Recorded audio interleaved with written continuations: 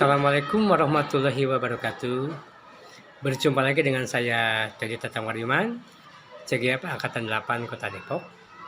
Kali ini saya akan mewawancarai kepala sekolah berhubungan dengan tugas dari modul 3.1, yaitu demonstrasi kontekstual yang berkenaan dengan pengambilan keputusan dengan mempertimbangkan nilai-nilai kebajikan. Selamat mengikuti.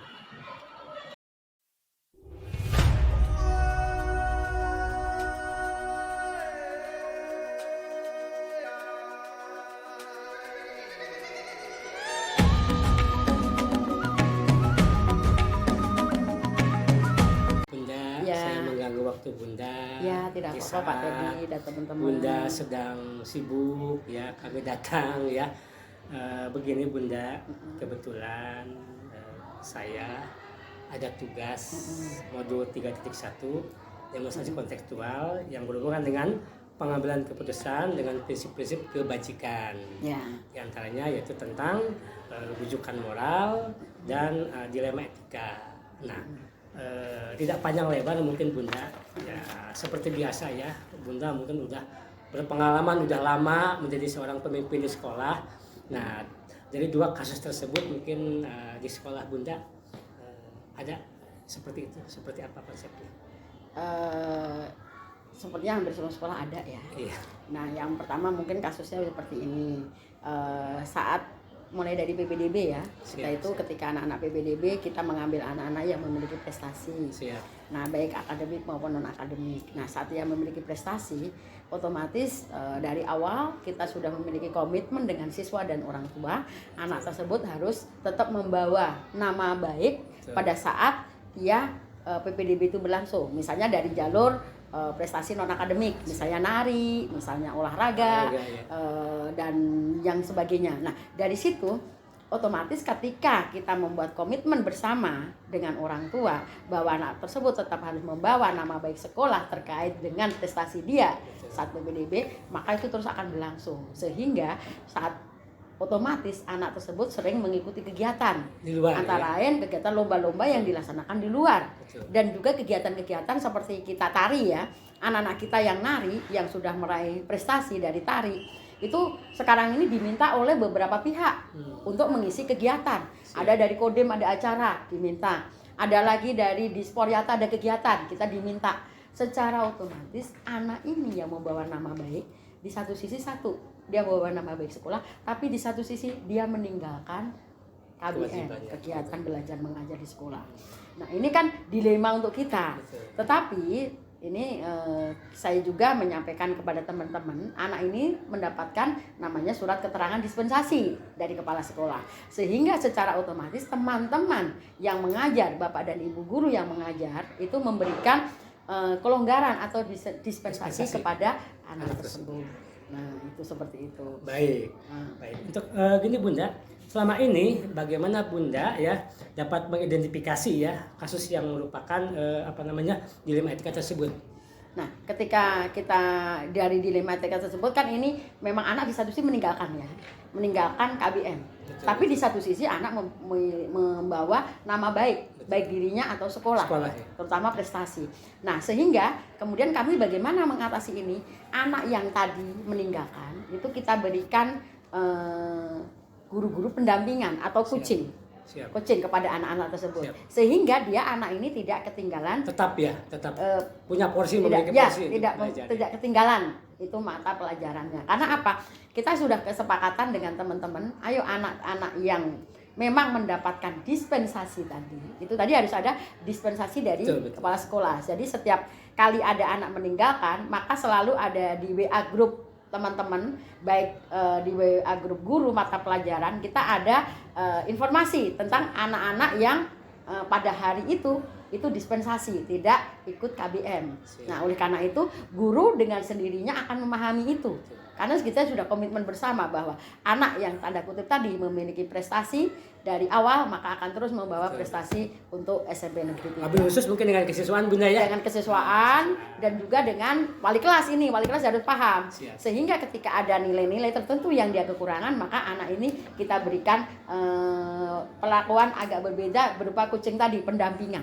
Siap. Dari guru-guru. Baik Bunda. Selanjutnya mungkin selama ini ya bagaimana Ibu menjalankan atau mengambil keputusan hal tersebut. Nah, ketika kita mengambil keputusan tadi sudah disampaikan ya. Pertama adanya komitmen awal dulu. Komitmen awal dari pihak sekolah. Sekolah itu di sini ada dari gurunya juga. Kemudian yang kedua komitmen dari siswa dan orang tua.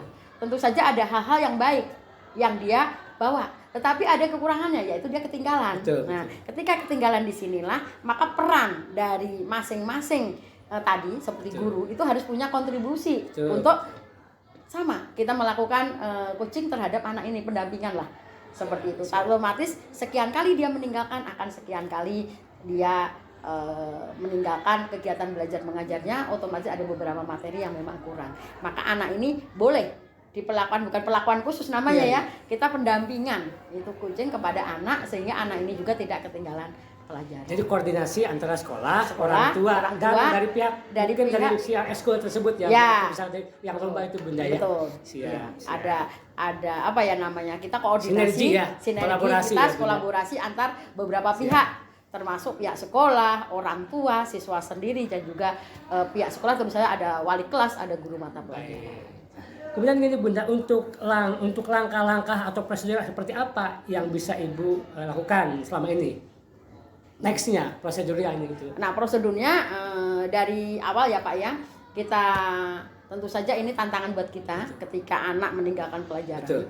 Tapi ketika kita informasikan, pertama komunikasikan, pertama koordinasi, kita koordinasi tadi antara dari pihak orang tua, anak sendiri, betul, siswa, kemudian dari pihak gurunya, kemudian wali kelas dan juga kita kepala sekolah, kita bersinergi. Nah, dari koordinasi tersebut kita mensinergikan untuk berkolaborasi sama-sama, anak juga tetap bisa membawa nama baik dirinya dan sekolah. Di satu sisi dalam pembelajaran, kegiatan belajar mengajar juga anak tidak tertinggal. Sehingga hasilnya menjadi sesuatu yang positif untuk anaknya. Dan prestasi yang terus akan berkembang di pintu ini. Baik Bunda, untuk selanjutnya mungkin ini Bunda untuk hal apa saja yang selama ini Ibu anggap efektif dalam pengambilan keputusan tersebut? Yang paling efektif? Yang paling efektif pertama, kita adalah komunikasikan. Kemudian koordinasikan dengan para wakasek mungkin dengan para wakasek seperti ini sekolah, dengan stakeholder, termasuk saya kadang dengan komite seperti baiknya seperti apa itu tergantung pada permasalahan yang ada ya. Siap. Nah setelah dikoordinasikan kita langsung bersinergi untuk memutuskan segala sesuatunya. Itu yang kita lakukan. Jadi kita selalu itu tadi koordinasi, sehingga saya sering memberikan instruksi koordinasi saat di grup walas. Bahkan di grup kita di grup sekolah semua, itu kita koordinasikan bersama untuk apa, kepentingan untuk tadi untuk mensinergikan semua keputusan yang ada di sekolah. Nah, baik untuk selanjutnya Bunda, ini mungkin hal apa saja yang selama ini merupakan yang menjadi tantangan dalam kasus tersebut, yang menjadi tantangan Bunda? Nah, itu ya tadi dilema ya.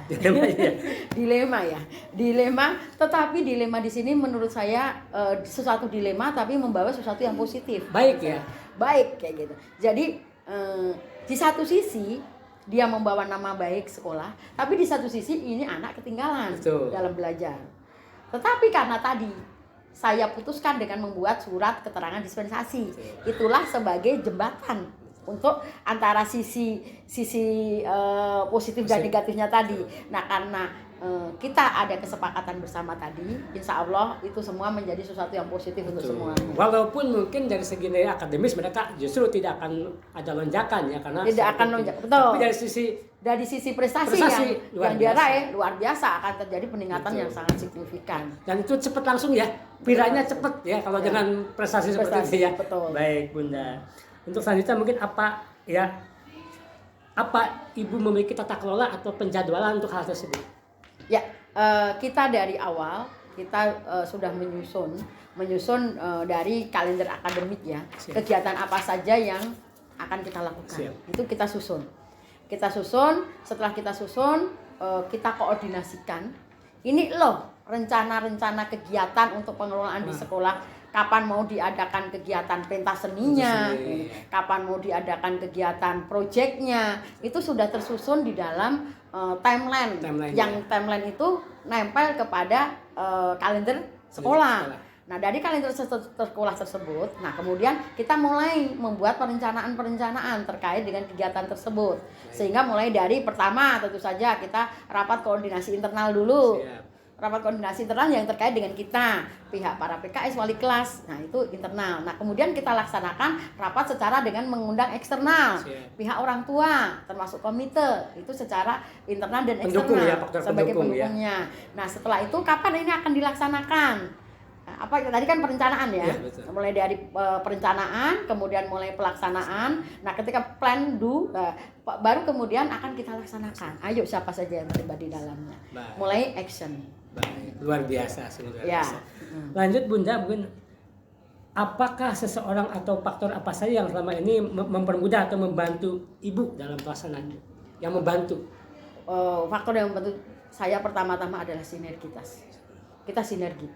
Sehingga karena kita sinergi, semuanya kita rame-rame bareng-bareng, insya Allah apa yang menjadi hambatan, tantangan kebersamaan ya, menjadi ringan. Kebersamaan. Bersama-sama. Kita apapun bersama-sama. Bahkan kegiatan apapun kita, kalaupun perlu seminggu evaluasi. Mau ngadain kegiatan apa? Seminggu ayo kumpul evaluasi. Ada kegiatan apa lagi? Ayo kita kumpul lagi evaluasi. Nah, itu input proses output ya. Ya betul. Sampai di mana itunya? Terus apa yang menjadi hambatannya? Sehingga hambatan-hambatan tantangan itu tadi yang kita hadapi saat itu alhamdulillah cepat teratasi. Oh, solusinya begini loh. Seperti itu. Sehingga alhamdulillah ketika kegiatan di kita itu selalu, bukan saya pengen kegiatan-kegiatan kita yang pertama, bukan. Kalau kegiatan sudah dilaksanakan tinggal di akhir semester itu kita tinggal kita kapan ya menyusun apa ya tahun depan. Kita berpikir ke depan lagi pada tahun pelajaran berikutnya. Itu yang harus kita laksanakan, sehingga ketika dari awal kita laksanakan tadi plan dulu tadi. Ya. Siap. Mungkin ini yang terakhir Bunda ya. Dari semua hal yang disampaikan ya, pembelajaran apa yang dapat Ibu petik? Dan pembelajaran yang saya petik dari kasus anak ini gitu ya. Dari kasus anak ini adalah pertama kita tadi koordinasi. Itu yang harus satu ya, koordinasi yang luar biasa. Untuk koordinasi. Apapun tetap koordinasi yang nomor satu ya. Kemudian kita komunikasikan. Kemudian sinergi. Itu. Jadi itu yang harus jadi kunci ya, terus kolaborasi. Pertama ya. Ini dan bagaimana pemecahannya dari pertama sampai kita menemukan solusinya sangat luar biasa. Ya. Terima kasih Bunda untuk acara ini. Mohon maaf ya, mungkin saya sekali lagi mohon maaf kalau mengganggu waktu Ibu ya.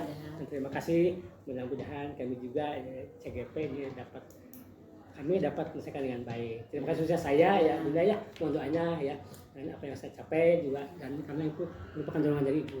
Sekali lagi terima kasih untuk acara ini. Terima kasih. Saya sampaikan wassalamualaikum warahmatullahi wabarakatuh. Waalaikumsalam warahmatullahi wabarakatuh.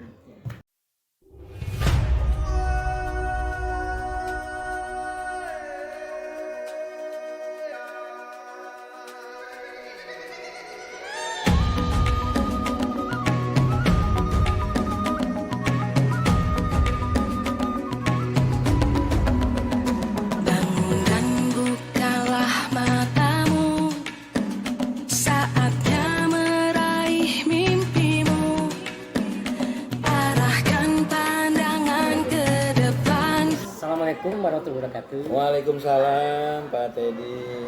Selamat siang. Selamat siang. Pak Agus. Ya. Mohon maaf saya mengganggu waktu Bapak, ya. Waktu istirahat Bapak, waktu santai Bapak. Begini Pak, saya dapat tugas modul 3.1 yaitu demonstrasi kontekstual. Harus mewawancarai 2 kepala sekolah minimal, maksimal 3 kepala sekolah. Yang berhubungan dengan pengambilan keputusan dengan prinsip-prinsip kebijakan. Seperti itu Pak. Iya. Ya, mohon izin di sini nanti yang akan kita bahas tentang bujukan moral dan dilema etika. Jadi bujukan moral dan dilema etika. Mohon maaf bukan, mungkin Bapak sudah paham ya, yang dimaksud dengan bujukan moral, yaitu sifatnya benar salah, benar PS salah. Kalau dilema etika benar benar. Nah, mungkin mohon izin ya, dalam kasus di sekolah Bapak, ya saya hanya konfirmasi saja. Kasus yang pernah dihadapi oleh Bapak berkenaan dengan SMP 30 kan sekolah atlet. Betul. Nah, konsepnya seperti apa, Pak? Yang terjadi apakah dilema etika atau bujukan moral? Mohon izin. Baik. Ya, kalau di SMP 30 memang ini kan sekolah tematik olahraga ya. Betul. Nah, biasanya kasus atau masalah yang terjadi secara sebagian besar ya yang terjadi di sekolah ini adalah tentang kedisiplinan anak-anak. Ya, jadi karena mereka ini berlatihnya di jam pelajaran sekolah, Betul. sementara anak ini sudah tercatat sebagai siswa kita, sehingga mereka itu banyak sekali tidak hadir ke sekolah. Sehingga mempengaruhi tingkat kedisiplinannya dari sisi kehadiran. Gitu kan. Nah, di satu sisi sekolah kan juga berharap mereka bisa hadir ke sekolah supaya tidak tertinggal pelajarannya, ya kan? Bisa mengikuti pelajaran itu dengan baik. Karena walaupun mereka itu atlet, karena di sekolah kami ini memang diberikan kebijakan untuk memberikan kalau kami sebutnya di sini dispensasi. Ya, dispensasi kepada anak-anak kita yang memang berlatih di luar ya, artinya di klub. Nah, biasanya mereka latihan di klub gitu ya. Nah, proses berlatihnya itu memang tergantung pada cabang olahraga yang diampunya. Misalkan ada cabang olahraga renang, ada cabang olahraga sepak bola, futsal, bela diri, kemudian badminton dan beberapa cabang olahraga. Nah, di kita itu memang ada, kalau untuk dari sisi cabang olahraga yang diverifikasi oleh dinas, artinya dinas memberikan kontribusi nih kepada kami nih dari sisi pelatih. Nah, pelatih untuk 8 cabang olahraga itu diberikan oleh Pemda. Gitu. Jadi bukan dari sekolah, itu dari Pemda. Kemudian juga sewa tempat nih ketika kita berlatih, anak-anak berlatih juga dibiayai oleh pihak Pemda gitu ya. Dalam hal ini adalah dari Dispora itu ya yang memberikan itu. Nah, kaitannya tadi dengan proses pembinaan mereka di klub pasti mempengaruhi kepada kegiatan yang ada di sekolah, sehingga mereka kehadirannya juga kadang tuh seminggu hanya 2-3 kali gitu, nggak setiap hari mereka hadir gitu. Sementara dari sisi sekolah aturannya kepada siswa yang memang notabene adalah siswa SMP Negeri 30 wajib hadir setiap hari sesuai dengan jadwalnya gitu. Nah, ini kan ada satu kendala ya, ada satu dilema ya, bahwa dari satu sisi anak-anak karena memang sudah memberikan surat permohonan izin untuk kepada sekolah agar anak-anak ini bisa diberikan waktu untuk berlatih. Kemudian di satu sisi sekolah juga benar dengan aturan yang ada, gitu kan. Akhirnya ya itulah kita perlu diskusi. Jadi proses untuk kelulusan atau kenaikan pun kan dilihat dari absensi. Ya, betul. Berarti kan ada pengaruh dari sisi itu ya, maka disitulah ada dilema tadi tuh, apakah siswa ini dinyatakan bahwa ketidakhadiran ini akan mempengaruhi kenaikan kelasnya gitu. Dibilang tidak hadir ada, dibilang hadir ya tidak ada. Betul. Gitu. Sebab kalau ketika dia mengajukan dispensasi itu berarti ketika kami memberikan izin artinya dianggap bahwa anak itu sebetulnya hadir sudah gitu. Baik ya. Gitu. Jadi pertanyaan saya, selama ini ya bagaimana Bapak dapat mengidentifikasi ya dari kasus yang menimpa di sekolah Bapak termasuk kemana ya Pak? Nah, kalau dari sisi yang tadi itu ya, kasus yang tadi ya kedisiplinan, itu kalau menurut Bapak ya, itu lebih kepada dilema etika. Jadi benar? Ya, benar. Pada posisi benar, sekolah pun benar dengan aturan yang ada gitu. Tapi dalam prinsip pelaksanaannya, nah terjadi ini, Crash ya, antara kepentingan sekolah dan kepentingan siswa itu sendiri. Padahal sebetulnya dua-duanya juga mengacu kepada pada keberhasilan lah ya kan, keberhasilan dalam proses pembelajarannya. Sekolah belajar ya, siswa keberhasilan prestasi. Betul. Dan alhamdulillah teman-teman juga kita ajak komunikasi nih, kita ajak musyawarah terhadap anak-anak yang memang dari sisi tadi tuh anak-anak yang diberikan dispensasi ini bisa juga dipahami oleh teman-teman, terutama guru yang mengajar gitu. Iya, betul, betul. Karena kalau guru yang mengajar ini tidak paham kan, wah dia anaknya nggak bisa nih, misalkan dikasih waktu ujian nih, ketika formatif lah gitu ya, harian gitu ya. Kan karena dia nggak pernah sekolah, dia hanya belajar dari buku, mungkin dari buku, dari tugas gitu kan. Ya udah, itu guru karena kan kalau dia nggak paham kan ya sudah, kalau menilai apa adanya sudah kasih aja. Nah, Siap. padahal sebetulnya bisa dia bisa memberikan satu kebijakan gitu ya. Barangkali kalau memang ada waktu khusus, biasanya mereka diundang nih untuk belajar bersama gitu. Anak-anak yang dispensasi ini gitu kan memang nggak banyak sih gitu ya. Baik, Seperti baik, itu. baik. Nah, untuk pertanyaan selanjutnya, selama ini bagaimana Bapak menjalankan pengambilan keputusan di sekolah, terutama untuk kasus di mana ada dua kepentingan yang sama-sama benar. Ya, gitu, Pak. Bagaimana pengambilan keputusan? biasanya kami melihat dulu nih aturan yang ada itu seperti apa. Itu yang pertama. Kemudian yang kedua, kita mengadakan musyawarah bersama dengan yang berkepentingan nih. Misalkan kalau di kami ada wakil kepala kesiswaan, ya kan? Kemudian juga dengan komite, ya. Kemudian juga dengan pelatih anak-anak itu juga gitu ya, yang mewakili klubnya gitu ya. Ya kita berdiskusi itu untuk bagaimana nih solusinya agar anak ini walaupun dari sisi kehadirannya dinyatakan kurang karena memang harus berlatih gitu kan, nggak mungkin badannya dibagi dua ya. Satu di sekolah, satunya di tempat berlatih kan nggak mungkin ya. Betul. Jadi harus ada kompensasi gitu ya. Nah itulah kemudian kita bersama-sama mendiskusikan juga dengan para guru juga gitu, terutama guru mapel yang memang mampu di pelajaran itu, di kelas itu yang kedua, musyawarah. Kemudian yang ketiga, kita menggali fakta dan datanya. Faktanya apa? Kalau anak itu memang dispensasi, kita perlu cari bukti, benar nggak anak ini klubnya di mana, latihannya di mana, jam berapa sampai jam berapa. Kita harus punya bukti, foto atau foto kegiatan harian yang harus dilaporkan kepada wali kelasnya atau kepada sekolah gitu, sekolah. Nah, dari fakta dan data itu kalau ternyata memang benar, oh iya, ada bukti suratnya, surat pengajuan permohonan dispensasinya. Nah, itu berarti kita sudah artinya sudah formalnya sudah dilalui gitu. Jadi kita nggak by phone, maksudnya nggak by komunikasi, Pak izin ya, ini nggak bisa masuk nih karena latihan, nggak bisa, harus ada pelaporannya ya Pak, ada buktinya, bukti fisik ya. Betul. Nah itu bagian dari fakta dan data yang harus kita punya gitu. Baik. Nah, itu. Ya. Kemudian langkah selanjutnya adalah langkah-langkah atau prosedur apa yang bisa Bapak lakukan selama ini, proseduralnya? Ya biasanya kalau langkah-langkahnya kita mengundang para stakeholder stakeholder yang berkepentingan nih dalam kasus yang tadi kita bicarakan ini, ya seperti tadi tuh kita mengundang pelatihnya, ya kan, kemudian juga orang tua, ya eksternal, betul. Dari internal mungkin. Ya dari internal ya kita memberikan satu pemahaman juga ya terutama kepada guru-guru ya, bahwa anak ini perlu dibantu nih nanti gitu ya. Toh anak ini juga ketika berprestasi di bidang olahraganya itu kan membawa nama sekolah gitu kan, walaupun dia dari sisi akademiknya kurang barangkali. Artinya mungkin kalau di kami itu nilai KKM-nya yang dikurangi kalau untuk anak-anak yang atlet ini. Jadi nggak sama ya, kalau KKM-nya di sini 76, kalau itu mungkin sekitar 70 lah akademiknya. Mungkin di karakter mungkin ya Pak ya. Ada kekurangan di karakter. Betul. Baik Pak. Untuk selanjutnya, jadi hal apa saja ya selama ini yang Bapak anggap objektif dalam pengambilan keputusan terhadap anak kalau tersebut? hal yang objektif itu yang tadi saya sampaikan, yang penting kita punya fakta dan data bukti, itu. Ya.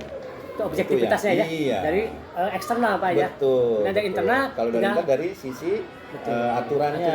Ya, aturan kita tinggal combine ya Pak ya. Kita combine. Ke guru pun juga sama. Baik, gitu ya. Dari tupoksi guru ya.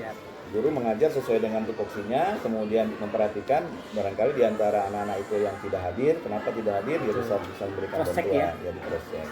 Baik, selanjutnya Bapak, untuk hal apa saja yang selama ini merupakan tantangan dalam pengambilan keputusan pada kasus dilema etika tersebut? Nah, kalau tantangan biasanya bagi teman-teman yang memiliki idealisme yang tinggi itu, kalau guru-guru terutama nih.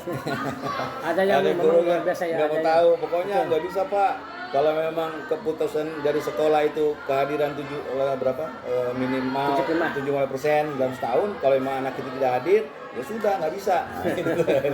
Itu tentu mungkin kompromi di sekolah ya. Ya, itu tantangan di situ. Memberikan pemahaman lah terhadap Bapak Ibu guru yang memiliki idealisme yang tinggi lah gitu ya. Siap. Seperti itu. Siap. Karena mereka itu berpikir hanya pada hasil gitu ya. Sementara mungkin prosesnya kan kita juga perlu juga kita perlu pemahaman juga lah kepada anak-anak itu gitu. Baik. Karena anak-anak di sini pun kinestetis semua nih kayak di sini karena nggak bisa diam Bu.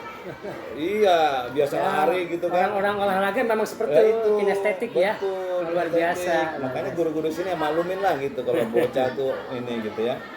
Karena mereka memang terbiasa ruang geraknya di lapangan, artinya di ini. Kalau di kelas tuh nggak bisa ini gitu. Nah, itu pun dipahami. Baik. Bapak udah panjang lebar kan menyampaikan ini tentang kasus dilema etika. Yang saya tanyakan sekarang, apakah Bapak memiliki tata kelola atau jadwal dalam pengaturan tentang anak-anak seperti itu, Pak? Kalau jadwal secara khusus sih tidak ya, hanya mungkin sewaktu-waktu saja, sifatnya kondisional aja. Kondisional ya? Ya, sifatnya kondisional aja. Dimana ketika ada persoalan yang dihadapi pada saat proses pembelajaran, ya mungkin baru kita bisa disitu. Paling mereka aja yang ngasih jadwal ke kita, Pak ya. Iya. Jadi kita cross check dari jadwal mereka aja. Iya, betul. Karena kalau setiap anak dikasih jadwal repot, karena Pak ratusan anak. Betul. Ya, seperti itu. Betul. Ya. Baik, untuk selanjutnya mohon izin, apakah seseorang atau faktor apa saja yang selama ini mempermudah dan membantu Bapak dalam pengambilan sebuah keputusan tersebut? Nah, kalau faktor yang memudahkan itu adalah dukungan dukungan dari apa yang sudah kita sepakati. Ada kesepakatan ya Pak? Betul. Jadi kalau udah ada kesepakatan, kemudian kita sama-sama laksanakan kesepakatan itu dan mendukungnya bersama-sama, itu yang tidak akan ada terjadi clash ya Pak ya? Iya. Subhanallah. Gitu. Makanya seperti betul aturan sekolah. Sebelum kita tentukan, orang tua diundang, bikin aturan, tentukan bareng-bareng, itu namanya kesepakatan bersama-sama. Jadi begitu ada tindakan dari sekolah, mereka udah paham. Tidak akan melanggar seperti itu. Dan itu akan lebih memudahkan kita. Baik. Gitu, menegakkan aturannya. Mungkin pertanyaan terakhir Bapak ini ya. Dari semua hal yang telah disampaikan, pembelajaran apa yang dapat Bapak petik dari pengalaman Bapak dalam pengelolaan pengambilan keputusan dilema etika? Kalau pengalaman yang kami lakukan, yaitu tadi satu, kita harus membiasakan musyawarah untuk mufakat. Siap. Ya, kepada pihak manapun lah ya yang memang berkompeten dalam persoalan yang dihadapi. Siap. Yang kedua, mengumpulkan tadi fakta dan data, gitu ya. Kemudian yang ketiga, bisa saling bersinergi nih, berkolaborasi nih antara sekolah, orang tua dan pelatih, dengan siswa ya. Betul. Saling memahami ya. Betul. Itu kalinya yang kita bisa lakukan. Baik, Bapak. Kita udah panjang lebar nih bicara tentang dilema etika ya. Siap. Jadi saya pun mendapat pengalaman baru dengan kasus-kasus yang ada di Bapak ya. Mudah-mudahan ini menjadi pembelajaran untuk kita semua. Bagaimana cara mengambil keputusan yang berpihak pada kebajikan yang kita laksanakan ya. Betul. Pak Agus, saya sekali lagi mohon maaf ya. Dan saya sampaikan terima kasih atas waktu, atas ilmu yang Bapak berikan kepada saya. Mudah-mudahan Bapak tetap sehat ya. Amin. Dan mohon doanya kami pun CGP Angkatan 8 mudah-mudahan lulus semua. Amin. Sama-sama Kang Teddy, Bapak doakan Kang Teddy lancar dalam kegiatan guru penggerak ini. Amin. Bisa berhasil dengan baik, dimudahkan jalan. Dan terima kasih sudah bisa berkunjung ke sekolah kami. Ya, ini sekolah kami apa adanya. Terima kasih Pak. Oke, sama-sama.